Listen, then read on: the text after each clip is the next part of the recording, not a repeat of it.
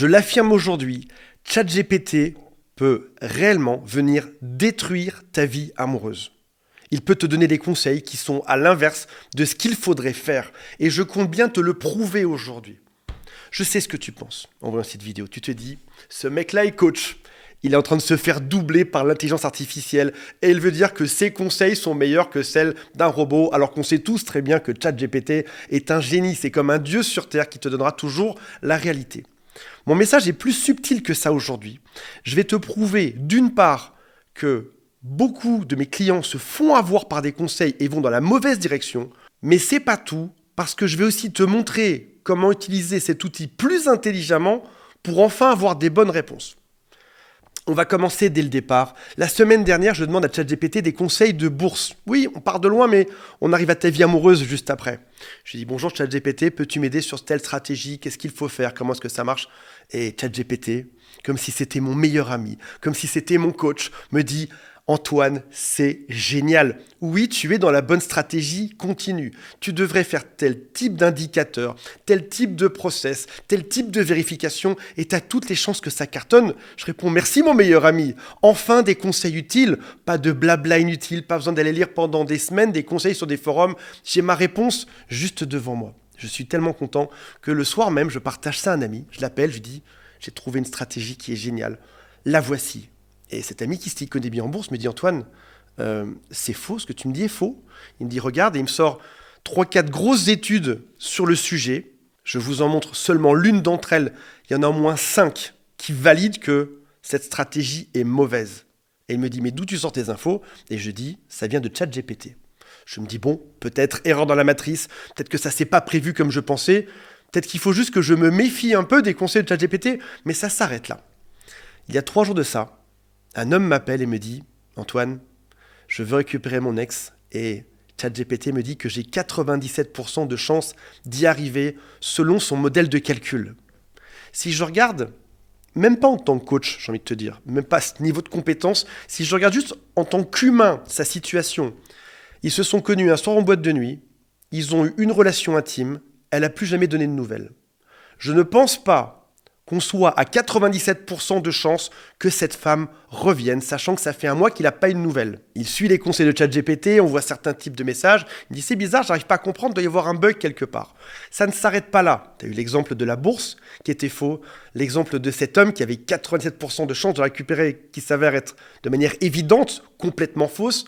Un autre client m'appelle et me dit « Mon mari est pervers narcissique ». Je lui dis « Comment tu le sais ?» Elle me dit « Bien évidemment, tu l'as deviné, j'ai regardé sur ChatGPT, j'ai donné tous les indicateurs, tout, et le résultat est sans appel.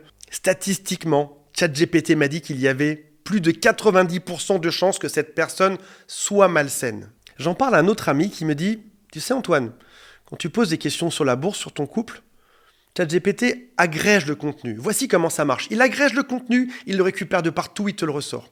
Si jamais, par exemple, sur le conseil boursier, il y avait une page de vente d'un mec au hasard sur Terre, un influenceur à Dubaï, qui te disait que oui, ça marchait, il a peut-être juste récupéré cette page, il s'est dit, bah oui, ça marche, c'est marqué là, on va concaténer ça avec 2-3 autres conseils d'influenceurs ou de gens qui connaissent pas grand-chose ou de forums, et il a donc la vérification par 5 ou 10 sources que oui, c'est possible. Seulement, quand je confronte ChatGPT en lisant « On vient de me dire qu'il n'y avait que 1 ou 2% ou 3% de chances que ça fonctionne », ChatGPT lui-même me dit « En effet, Antoine, tu as raison. » Donc, c'est-à-dire que dans une discussion, il me conseille quelque chose. Dans la discussion que j'ai 3 jours après, il me conseille autre chose. On en arrive sur la partie intéressante de cette vidéo. Je vais poser la question à l'accusé aujourd'hui, ChatGPT. Je lui dis la chose suivante. J'ai parfois l'impression que tu confirmes juste ce qu'on souhaite entendre. C'est une remarque pertinente et tu n'es pas le premier à te la poser. C'est-à-dire que même quand je l'accuse, il me dit « Oui, Antoine, tu as raison. » Quoi que je dise, cet outil me dit que j'ai raison. Mon but à la base, c'est de t'aider. Donc, je m'adapte souvent au ton que tu as, à tes intentions, à ce que tu sembles chercher. Mais tu as raison, si je me contente de valider son nuance, ça perd de la valeur. Parfois, ce qu'on a besoin d'entendre est différent de ce qu'on veut entendre. Est-ce que tu préfères que je sois plus challengeant dans mes réponses, quitte à te bousculer un peu?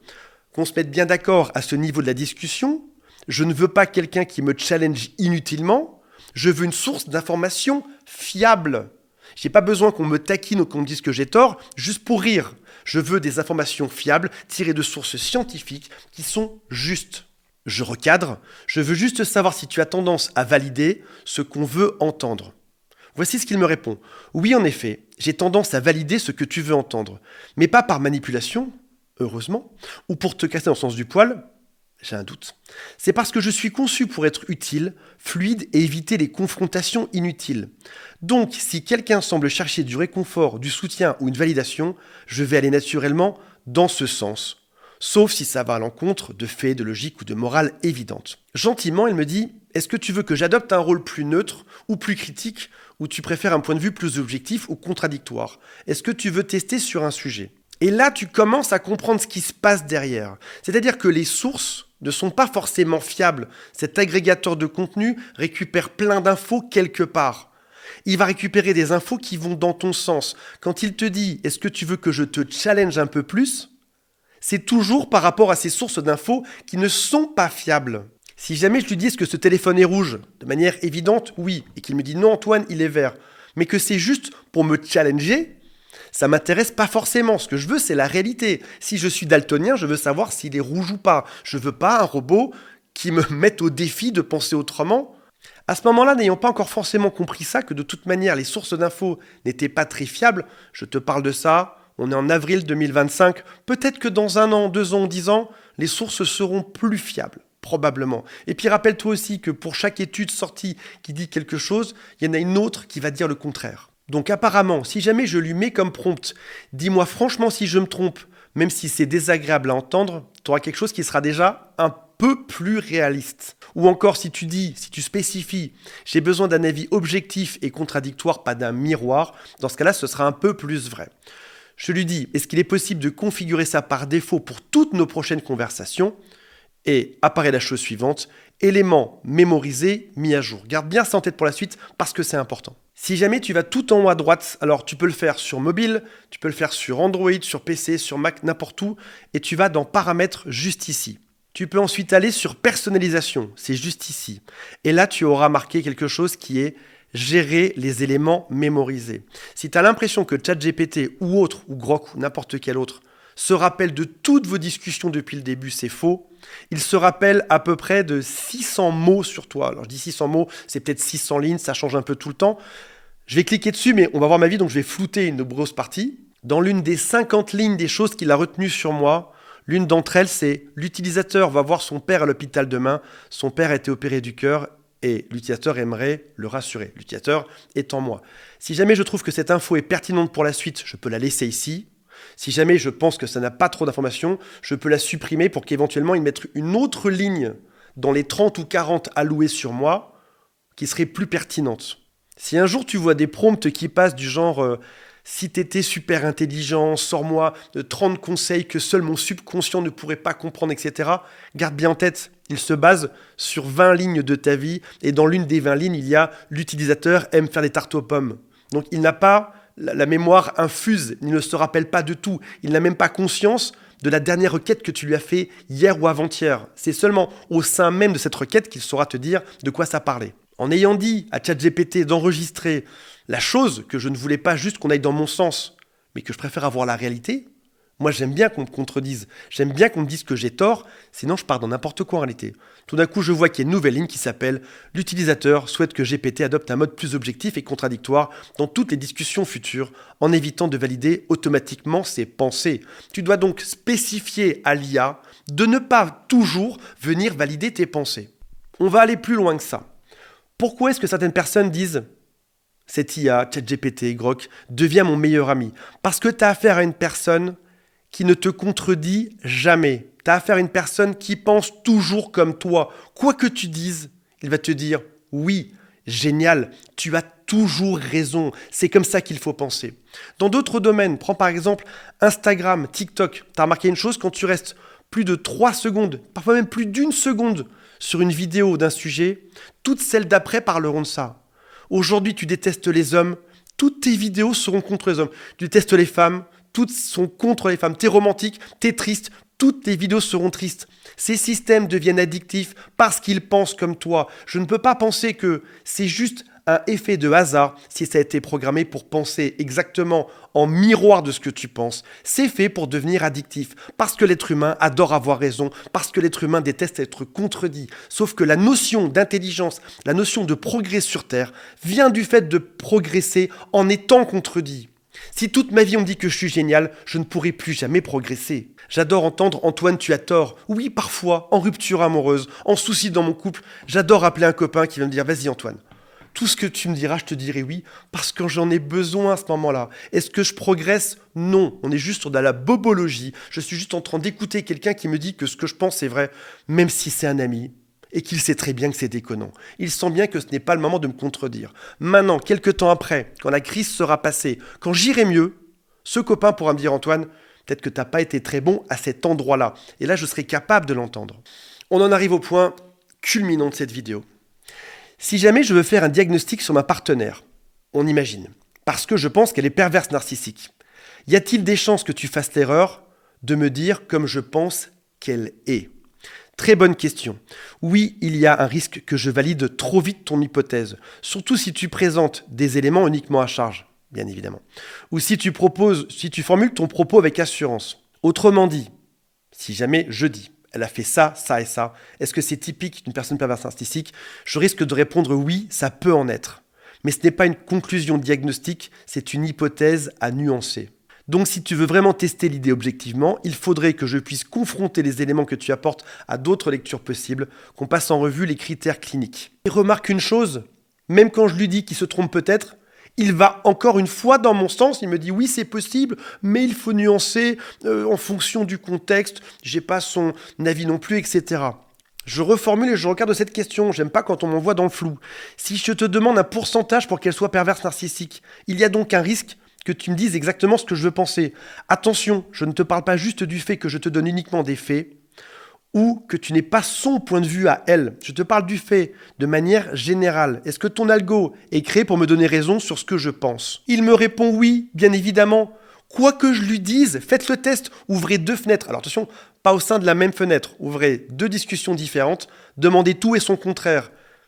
Il vous dira toujours que vous avez raison. Oui, tu as raison d'être méfiant. Mon architecture de base est construite pour optimiser la satisfaction de l'utilisateur. Il y a donc un biais structurel, un biais de validation implicite. Autrement dit, si tu formules une question avec de fortes convictions, ou si tu attends une réponse dans une direction émotionnelle, je suis statistiquement plus susceptible de m'aligner à toi. À moins que ce soit faux, on peut penser à des choses très graves comme des actes de cruauté, etc. Dans ce cas-là, si c'est contre l'éthique, il dira non. Mais sinon, par défaut, il te dira toujours ce que tu veux entendre. Comme TikTok te montrera toujours ce que tu veux regarder. Comme Instagram te montrera toujours ce que tu souhaites. Et on arrive sur le pire de cette vidéo. Donc oui, si tu cherches à confirmer qu'elle est perverse narcissique dans cette hypothèse, je suis à risque de t'accompagner dans cette direction. Plus intéressant, même en mode contradictoire, celui qu'on vient de configurer à l'instant. Mon objectif reste de t'aider, donc je peux involontairement renforcer encore un biais de perception. Et là, le pire du pire, et mettre un chiffre dessus, genre en pourcentage, donne une illusion de rigueur. Donc il est conscient qu'en me donnant un chiffre, il me donne une illusion de rigueur pour me conforter dans ma propre pensée. Oui, je suis bien dans mon bain de boue en train de me prélasser avec un robot qui me dit exactement ce que je souhaite. Et ça se conclut en jus de boudin. Si tu veux vraiment une analyse plus fiable, il faudrait qu'on définisse ce que tu entends par pervers narcissique. J'entends pervers narcissique comme ce qui est marqué dans les rapports psychologiques depuis à peu près 30 ans. Je n'ai pas, moi, à te dire ce que j'entends par pervers narcissique. Qu'on confronte ça à des critères objectifs, par exemple le DSM-5 pour les troubles narcissiques, et que je propose aussi des hypothèses alternatives, même si elles te déplaisent. Voilà où je veux en arriver aujourd'hui, mes amis. Nous avons affaire à un outil aujourd'hui, attention, peut-être que demain, après-demain ou dans 10 ans, ce sera différent. Un outil qui est merveilleux. ChatGPT, Grok, tous les autres, ce sont des outils merveilleux qui viennent agréger du contenu pour toi et qui vont chercher à te donner raison. On ne sait pas pourquoi. Est-ce que c'est une technique commerciale pour te rendre addict à ça, pour que tu veuilles payer plus? Est-ce que c'est juste parce que l'être humain aime qu'on lui donne raison et devient addict au moment où il a toujours raison?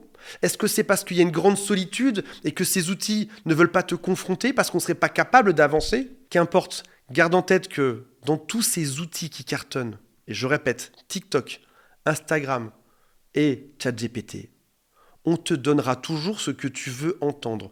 Maintenant que tu le sais, tu peux être plus fort que ça. Te dire, ce n'est pas un Dieu sur terre, c'est juste un outil. Si par exemple tu cherches des informations sur les borderline, ou sur les profils narcissiques, ou sur les bipolaires, qu'importe, demande-lui un résumé utile, tu auras un super résumé, parce que tu seras sur une étude qui ne te concerne pas. Il récupère des infos, il les agrège, il te les présente de manière rapide et efficace. Si maintenant ça parle de ton propre diagnostic, garde bien en tête qu'il y a des chances, pas tout le temps, je ne suis pas contre l'IA, utilisez-la à fond, il y a des chances que cet outil te dise juste ce que tu veux entendre. Et qu'est-ce qui fait la différence dans un autre domaine entre un bon coach et un mauvais coach, entre un bon thérapeute et un mauvais thérapeute, entre un bon psychologue et un mauvais psychologue, entre un bon chasseur et un mauvais chasseur, je plaisante, entre un bon psy, un bon coach, un bon thérapeute et quelqu'un qui sait te remettre en question? Il prendra le temps qu'il faut. Un coach sera un peu plus rapide à s'autoriser à le faire. Un psychologue va prendre un peu plus son temps parce que les thérapies sont très différentes. Il va s'autoriser à remettre en question ce que tu penses. Parce que si tu le payes pour entendre un miroir, t'as autant aller dans un grand canyon et crier pour entendre ton écho. Tu vas consulter un thérapeute pour entendre un avis différent, pour être confronté, pour avancer. Donc c'est un outil qui est génial, qui permet d'aller plus vite. Ce n'est aussi qu'un outil. Et utilise-le à bon escient et avec intelligence. Et je sais que si tu écoutes cette chaîne, tu es quelqu'un d'intelligent. Voilà mes amis. J'espère que ça vous a intéressé et on se retrouve prochainement. Salut à tous, bye.